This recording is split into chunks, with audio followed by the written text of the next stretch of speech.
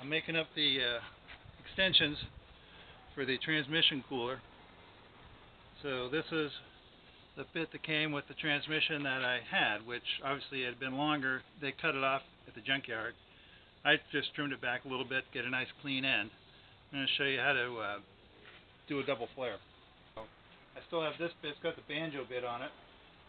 I took a little bit off the end to get a nice clean piece, and then I'm just going to clean the inside. This is just one size smaller than 5/16 to fit this 3/8 pipe, and that cleans that up.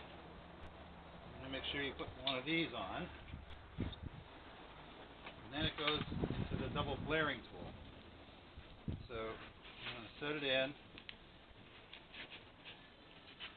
and snug whichever side's closest. You want to do that one first because you're going to need the leverage against the long side to hold this tight enough. The 3/8 mandrel.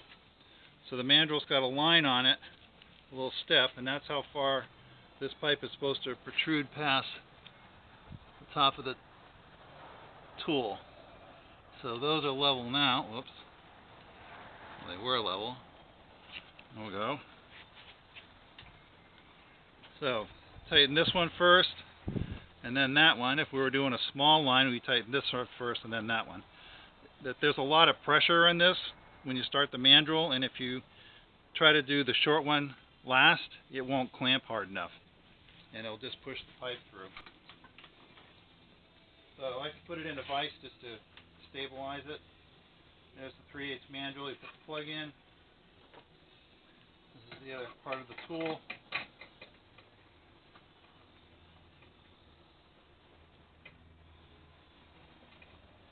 There's a little recess in the top of the mandrel will accept the point on the flare. And we tighten it down. So the first 3/4 of a turn is fairly stiff, and then it gets softer as the flare starts to form. And then you're going to turn this. You'll feel it. Basically, you feel this get really pretty tough, and that's because the mandrel's bottomed out onto the clamp tool. And we'll take this off again. And on these bigger pipes, the mandrel likes to stick a little bit, so it would have popped right off if I wasn't videoing. There we go. That's out now. So you can see that this has formed essentially a bubble flare, though it is not the size and angle of a true bubble flare. There's a separate set of tools for that. They're very similar to that, but it uses different mandrels and it makes larger diameter. So in English cars, there's a lot of bubble flares on the English cars wherever the lines go into cast accessories. So like the master cylinder, the slave cylinders, all that have a bubble flare, and then line junctions are usually standard double flare. So to change that from a semi-bubble back to a double flare, this is the original tool, but it has that pin. On it goes.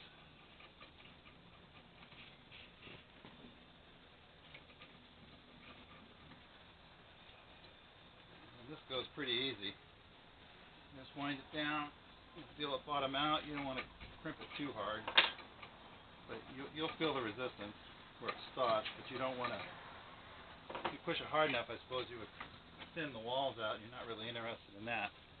And this is now a standard double flare.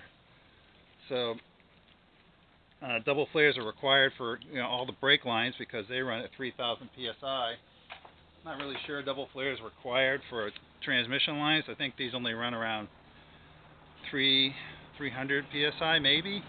This is off just to the cooler, so I'm not even sure it's highly pressurized.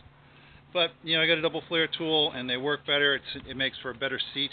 There you have it, one double flare. So this is the second one.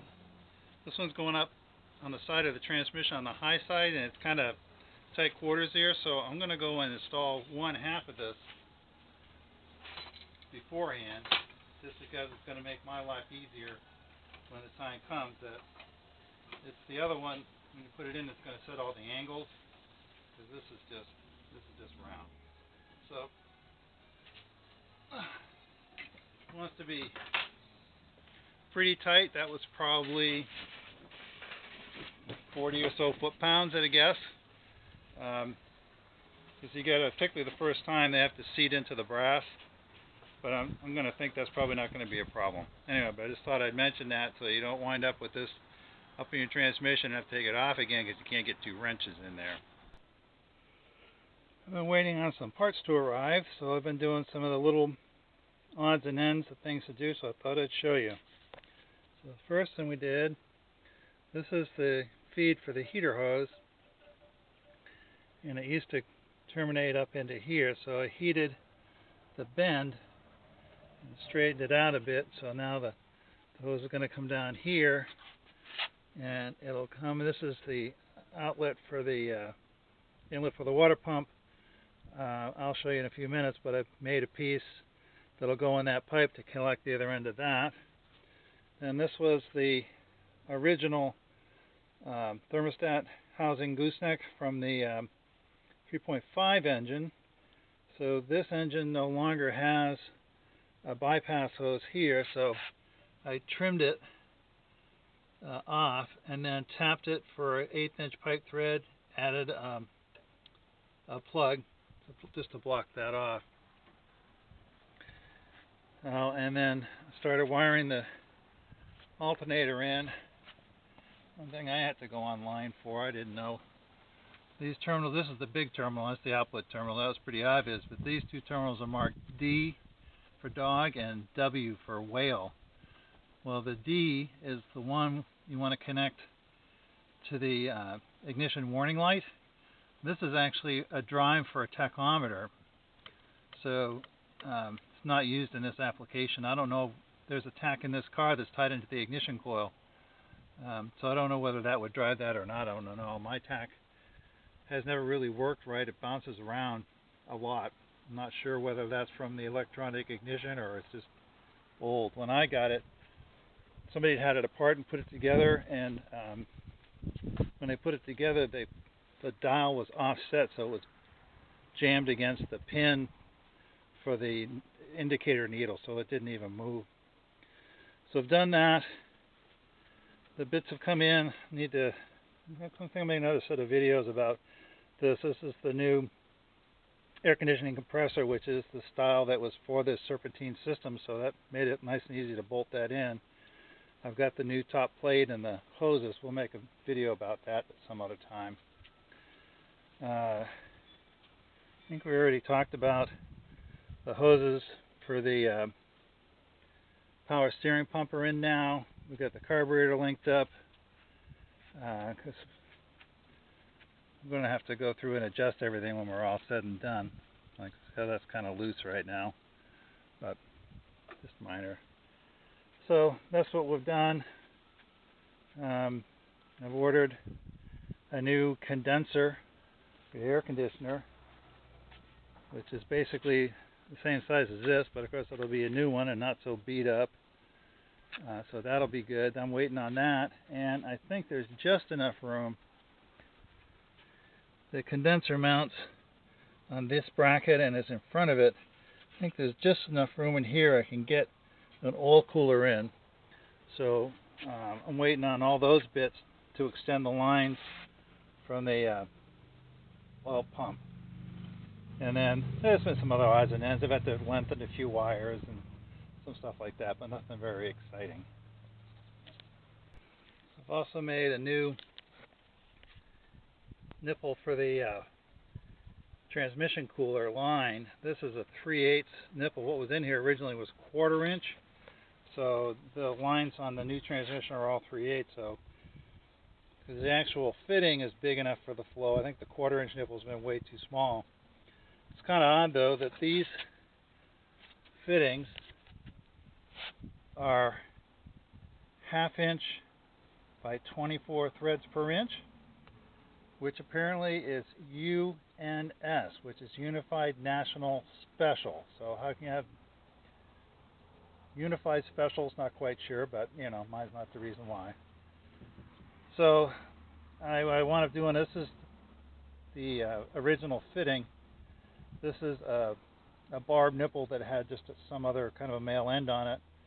and I turned it down so it would fit in there, and actually the end of this is a fairly long projection, so I could solder them together, and then there's an O-ring in there for this to seal up against, because it used to have a compression fitting here. It was not an olive, but it was a pipe that was wedge shaped on the end and tightened down, so that was the seal area, was the interior of here. So there's now an O-ring sandwiched in there, so hopefully that'll be okay. This is the other bit that I've made up. This is actually a piece of aluminumized steel exhaust that I've brazed and actually gas welded as well. A hose nipple into. This is going to be for the other end of the heater feed. And also the radiator and the water pump are two different size pipes. So if you look, this is actually a stepped pipe because I have two different size 90-degree hoses to fit the two ends. So I really meant to braze this, but apparently I grabbed a piece of gas welding rod to start with, and that's why that's steel. But I finished up with some bronze because it actually burnt a small hole in there, so it was a lot easier to fix that with a bit of brazing. So that was a bit of excitement. So that's done, and I'm waiting on the oil cooler radiators and the new condenser before I can go any further. So I'm kind of at a standstill here, and everything's coming mostly ordered through JEGS, and it's coming back order from the manufacturers. So I'm not quite sure when they're going to get here, hopefully this week. So there's a few odds and ends I can take care of. I can put the bonnet back on now. I need to finish wiring in the transducer for the speedometer. Make up some quick release plugs for that rather than just tying the wires together. And I can get started on the air conditioning a little bit, but that the oil coolers have to go in first, and then the air conditioner, and then the radiator, the air condenser, then the radiator. So I'm kind of at a standstill. So got the motors pretty much hooked up now. The exhaust is in, the underside's all done, the exhaust is on, the starter's in, the motor does turn over. Now that I've done this bit of work here, I need to put the distributor back in, which means I'm going to have to bring it back up to get the plugs out right now. So I'll get my remote starter and turn it over and wait till I feel compression coming up on one, and then I'll be able to align the timing marks and then set the distributor so it's pointing in the right direction and go from there. And then it'll be startup time. Big excitement.